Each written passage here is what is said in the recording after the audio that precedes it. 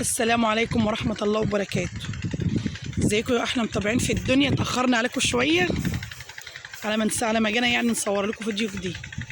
النهارده هتعملي معانا ايه يا ام احمد بقى؟ النهارده هنعمل روتين بسيط خالص ويا رب يكون سهل وبسيط على قلوبكم. صلوا على النبي الاول عليه افضل الصلاة والسلام. يلا تعالوا بقى ايه اما نشوف الشوط الكرنب اللي احنا كنا زارعينهم مع بعض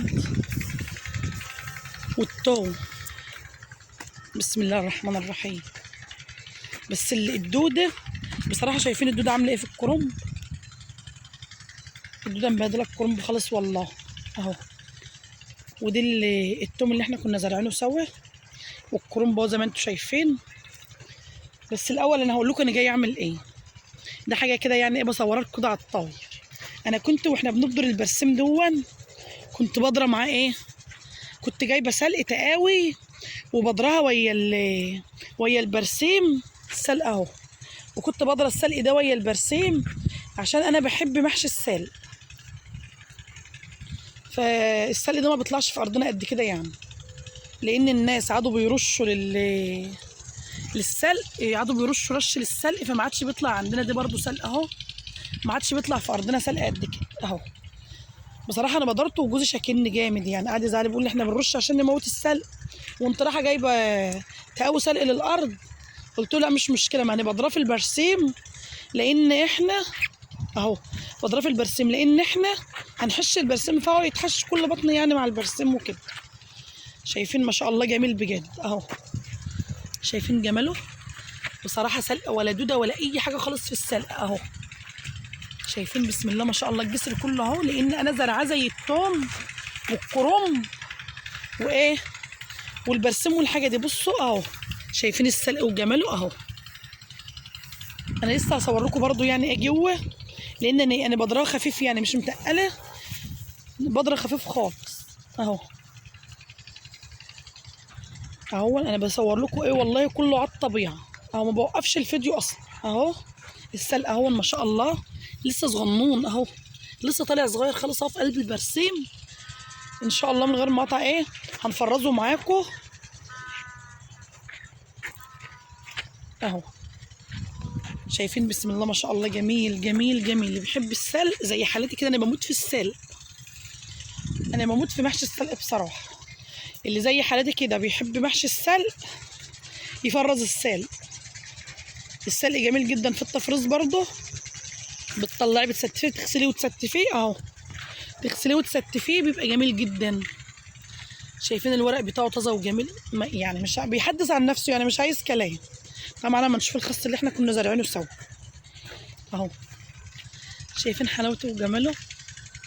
خشوا كده يلا اشتركوا لنا في القناه اللي ما اشتركش، وخشوا اعملوا لنا لايك عشان يوصل لكم كل جديد من يوميات ام احمد. يلا تعالوا نشوف الخس. شايفين حلاوه الخس اهو. عايز يروي برضه، وجوزي بصراحه ما بيرويش الا مع البرسيم اهو. جوزي ما بيرويش الخس ده الا مع البرسيم. والخس ده اصلا المفروض يروي على طول لان دي خضار وعايز يروي على طول. وانا جوزي بصراحه ما بيرويش الا لما بيزهقني. اقول لهم ده بيملى الزرق طيب ميه علشان خاطر الخضار اللي احنا زارعينه ده اهو، عشان السلق والخضار ده عايز ميه. يقول لي برده مش هروي برده الا مع البرسيم.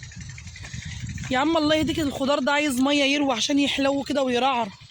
كل ما بتسقي ميه كل ما بيحلاو اهو. مش عارفه بصراحه واضح ولا لان الشمس جايه في القمر. هات التليفون. وده الخس اهو ما شاء الله. كنت قلت لكم ان انا هجيب بصل وازرعه، بس بصراحه والله كنت تعبت وحصل عنده ظروف وكده، فما جبتش بصل ولا زرعته. على ان انا بحب البصل يعني في الغيط وكده اهو. شايفين السلق كله اهو، دي والله انا زرعاه اهو، مش طالع كده يعني، لان كل الناس منها عادت بتجيب رش الاراضي وكده، ما عادش بيطلع زي الاول كده اهو. شايفين حلاوته في قلب الارض اهو برضه، مش عارفه واضح ولا ايه اهو. هناك اهي برضه. تعالى يا محمد اما ايه، اما انقني بقى وانت تصور. انا هبدا ايه، بسم الله الرحمن الرحيم. هخلع السلق بالجمال ده كده اهو. انا جايه النهارده عشان اجي اقطع شويه سلق زي ما انا بقول لكم اهو.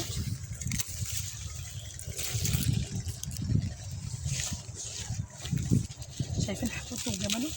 صلوا على النبي يا احلى متابعين في الدنيا، عليه افضل الصلاه والسلام. اللهم صل وبارك. بسم الله ما شاء الله، بجد شويه سلق عسل اهو.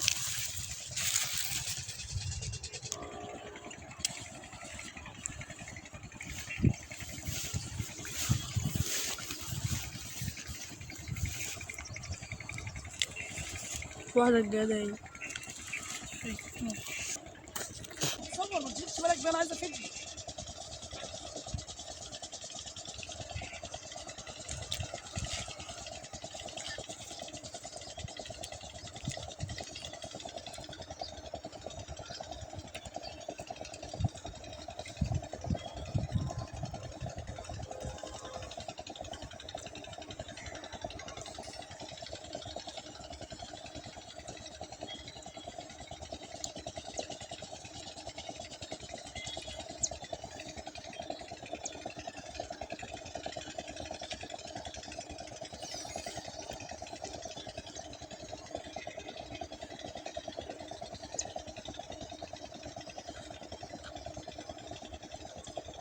انت عايزك تجيب لي شورف يا محمد اما انقي شويه السريس ده اهو. تعالى كده هات شايفين جمال السريس ده اهو؟ والله العظيم شجره السريس ده عامله زي الخصايه، شايفين جميله جدا اهي. خصايه يا ولاد جميله، بسم الله ما شاء الله. بصراحه الواحد بيسرح لغايه هنا نفسيته بترتاح. اما بروح لغايه هنا نفسيتي انا بترتاح عن ما بقى قاعده في البيت وكده. انا يعني بسرح لغايه كل يوم يعني ما شاء الله. لغايه هنا الجو جميل جدا والواحد نفسيته بترتاح في لغايه هنا.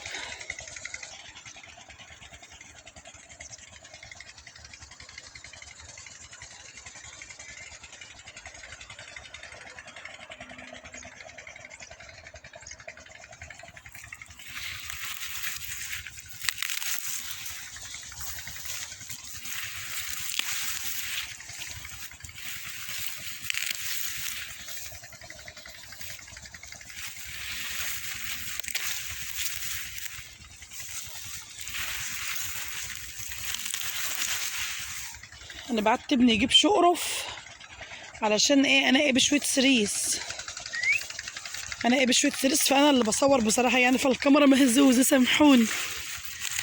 الكاميرا مهزوزه لان انا بصور بايد وبقطع بايد كده.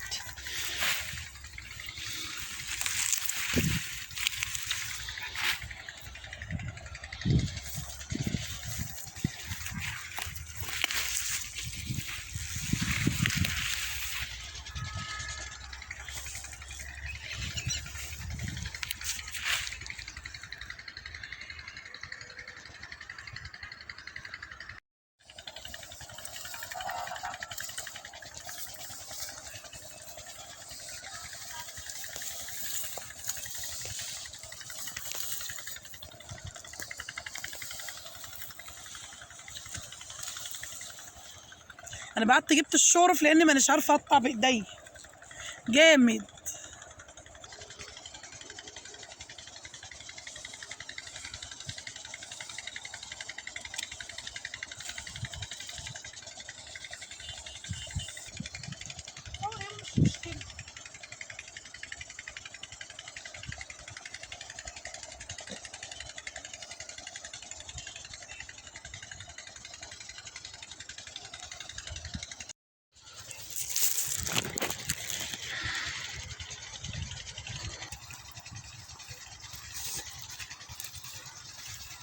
شايفين ما شاء الله طالع جميل ازاي زي الخس اهو. شايفين الجمال والحلاوه؟ ايه الحلاوه دي؟ خاص طري زي اللبن اهو. دي بقى بيتعمل منه السبانخ، بنعمل منه سبانخ وكده، بنعمل منه كذا حاجه يعني مش حاجه واحده اهو.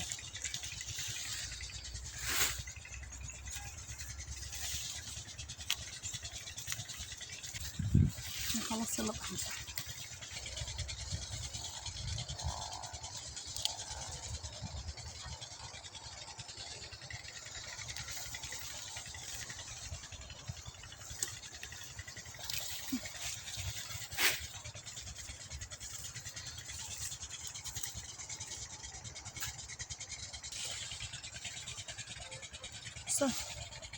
منقي شويه سريس مع الجبنه بقى القريش والجبنه الحادقه بتبقى جميله جدا. شويه السريس دول اهو، دي بقى سريس.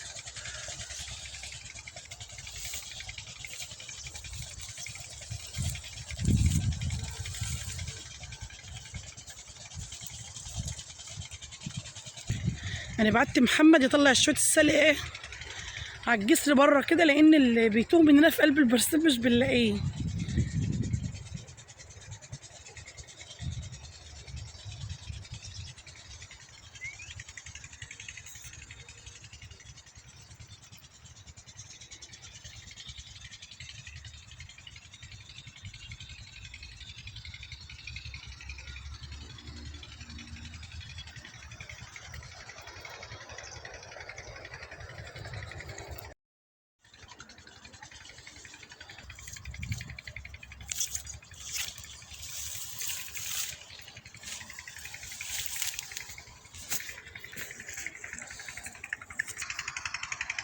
جبنا شويه السلق الجمال جمل وشويه سرسه اهو، وهنا برضو شويه سلقه. هنعمل ايه تاني بقى؟ هنروح نجيب شويه شبت على كزبر. يلا تعالوا معانا اما نروح نشوف الدنيا فيها ايه، بس لسه هنروح بعيد هناك عند الشجر اللي هناك ده عشان نجيب شويه شبت على كزبر. وكان هنا ابو احمد بيحش للباين برسمه كده زي ما انتم شايفين كده، يعني ايه بناخد جوله يعني في الغي. انا هحش شويه برسيم، تعالوا هتشوف.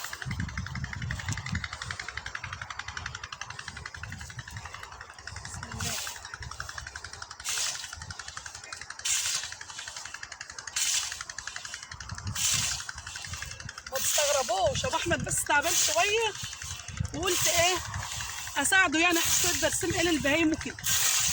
دي اسمها محشه زي ما انتم شايفين كده اهو.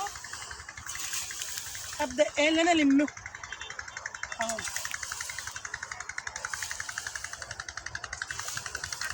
حطوا لنا لايك بقى.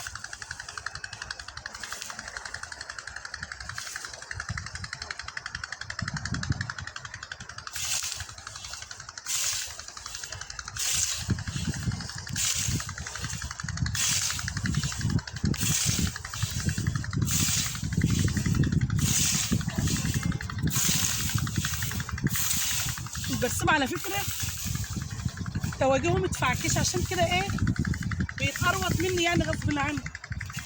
التواجيه بتاعته مش مساويه. طبعا الفلاحين هم اللي عارفين يعني ايه تواجيه البرسيم.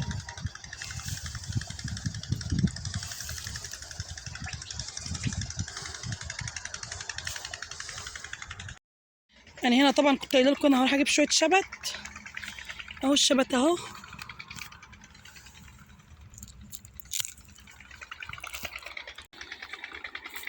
اهو. الشبت اهو ما شاء الله يعني مبدور في البنجر. شايفين حلاوه الشبت ده اهو بقى، دي طازه بقى. شايفين ما شاء الله جميل جميل جميل.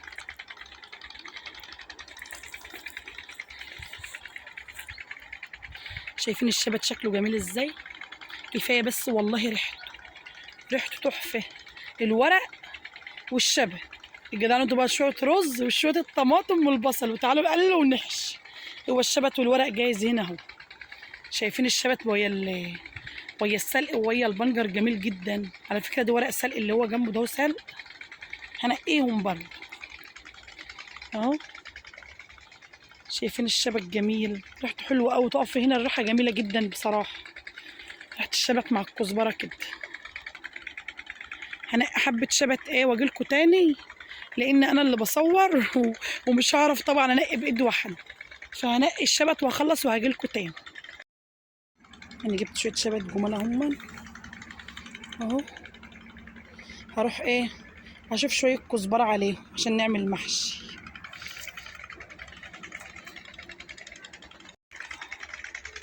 ربنا يوسع عليه يا رب. ام مصطفى دي على فكره مش ارض، ده ارض ابن اختي اللي انا بجيب منها دي. هو بدر هنا شبت ما شاء الله بجد.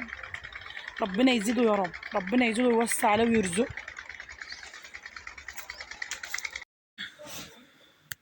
شايفين ما شاء الله جمال الكزبره؟ بصراحه ريحتها تحفه، ريحتها جميله جدا. الكزبره دي احنا بنغمسها بالعيش عادي يعني زي الجرجير وزي الخضار. بصراحه جميله جدا وحلوه أوي، ريحتها حلوه أوي. وده كان شبت حلوه بصراحه. انا بقطف العيدان اللي هي العود الكبير وبسيب الكزبريه زي ما هي واقفه، ما بقطعش الكزبره كلها، العود بس الكبير بس اللي بجيبه. يلا بقى نحشي ونخزن بقى ونهيص. نخزن ورق سلق ونخزن شبت ونخزن كزبره. بيجيلنا ساعات كده بنلاقي الكزبره والشبت غلوا خالص والربطه صغرت خالص كده اهو.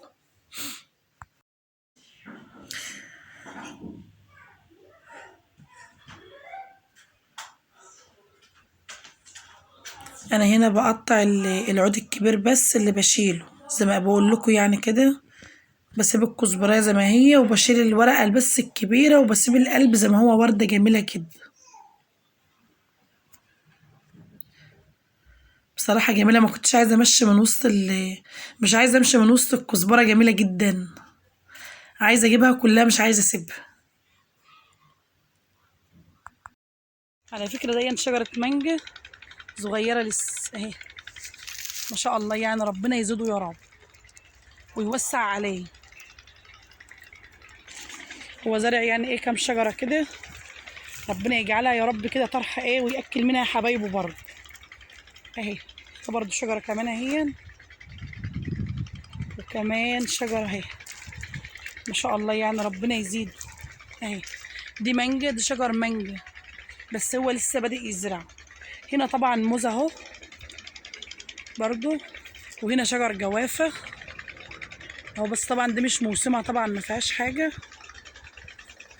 ربنا يوسع عليه يا رب. كده طبعا كنت جبت الشبت والكزبره وكنت كده انا مروحه هنا، وانا ما شاء الله هنا كمان اهو مانجا وكمان شجره اهي ما شاء الله يعني. ربنا يوسع عليه يعني. الحمد لله يعني بصراحه ربنا يبارك له. طبعا انا مصوره السلق والسريس وياكم، وجبت شويه شبت على كزبره. بصراحه جايه هبطانه مش قادره اخد نفسي. ادعوا لنا ربنا يعيننا يا رب ويقوينا ويرزقنا ويرزقكم يا رب ويوسع علينا وعليكم، وكل سنه كلتها خير علينا وعليكم يا رب. والسلام عليكم ورحمه الله وبركاته. وما تنسوش تحطوا لنا لايك واشتراك وتشتركوا في القناه عشان يوصل لكم كل جديد، ونرجع لكم تاني في فيديو جديد.